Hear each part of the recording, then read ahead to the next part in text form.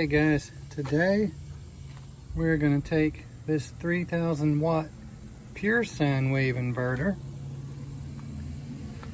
and we're going to replace the modified sine wave inverter that's currently in the van. It's got the big 1-aught wires coming from the battery bank into this inverter. The new inverter has these hookups for the rings, but I went to our local store and I got these. So the wire will go in there and then this will go on the ring to adapt it to that hookup. So I reached out to a couple of YouTube channels that do solar installs. One, that's all they do is they travel around and do installs. They say they want to help, and I've reached out to them with several messages, and either they don't get my message or they just don't care about the little guy. And the other channel, he talks about all the things you can do RVing and how to take care of your RV, and he's knowledgeable on solar as well. He ignored me. I hate to think they just ignored me, but I think they did. So I'm gonna pull this inverter out and put the new one in, and hopefully not blow anything up. So we'll see. I don't think it's gonna be that difficult. We can run this way we can run electronics with a pure sine wave, and we're not worried about frying them. So here we go. So I turned off the solar panels and the charge controllers. I got all of them off. Of course, there's power coming from the battery. Just gotta take them off the lugs there, and then unbolt this inverter. That's for the remote switch. You can turn it on and off inside the van. Unfortunately, the new inverter doesn't have that, and I didn't pay attention to that when I got it. So I don't know what I'm gonna do there yet. If I'm just gonna, I'll have to come back here and turn it on. That'll be inconvenient, but we'll see. So I got my meter, and I will check a few things, and then we'll get started. Okay, what I think I need to do, that's that big red wire. That's my power going to my inverter now. I think I need to unhook that. So I'm gonna kill the power to it. I think that's what I gotta do. Let me do that first. Okay, got the old one out. That's where it was living. Here it is here. I'm gonna see what this thing's worth. I guess I'll try to sell it online because there's nothing wrong with it. It's just modified sine wave. So now we just have to get the new one installed. Okay, she's mounted, grounded, power wires hooked up.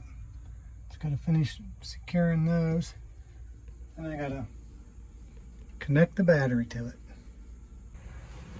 Okay, so far so good. It's on. In this hole here. Phew. So nothing blew up yet. I don't smell anything burning yet. And see, 12.9 volts, putting out 122 volts AC, I think is what that other one means. So now I just gotta get some plugs so I can run up inside the living space of the van. I think you can get specific ones for an inverter that'll run up into the cab to an outlet. Only thing is, I don't have a remote on and off for this thing. I'm gonna look into that, see if there's something I can add on to it for that. And these here, I don't understand what those are. The instructions are very minimal. It's almost like you can put a load on it from there. I don't know. Don't think I would need it. But anyway, got that installed and going. No thanks to the big YouTube channels that advertise they want to help you and install stuff, and you know, as long as you subscribe, they're happy. But when you reach out to them, they ignore you. So I'm sorry, I'm just disappointed in that. Anyway, we got it in there, only a few minor sparks and jump scares from that, but it's all good. And just another upgrade to the van. Alright, so it's been a day or two since my inverter install, and I got troubleshooting, and I got a plug that you put in to test the circuit that I got when I did the RV tech school. I plugged it in and it says I have an open ground. So I've checked everything with the inverter, pulled it apart, all the fuses are good, nothing loose inside the inverter, and my earth ground is all tight and secure. A few of the resources I checked with, they said that those inverters have like a floating ground, whatever that is. I don't know what that means. And then another source said that as long as you have the proper voltage coming out of the receptacle, you're okay.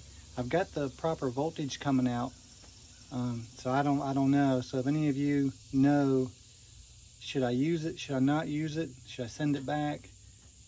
What the open ground will cause. Another source said, if a storm's coming, just don't use it, because that's the only thing that's going to affect it. I don't know. I'm not an expert in all this stuff. I'm just doing it. So any help would be appreciated. And I did vent a little bit on the bigger channels that kind of shunned me off. But I meant what I said.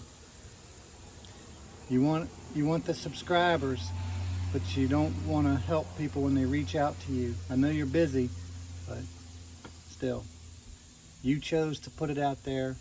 You chose to say, this is what we specialize in. Reach out to us, and that's what I did. So yes, I'm a little aggravated by that. Anyway, hope you guys enjoyed this short little video of me installing that inverter. And anyone has any advice on the open ground, please let me know. Till next video, peace out.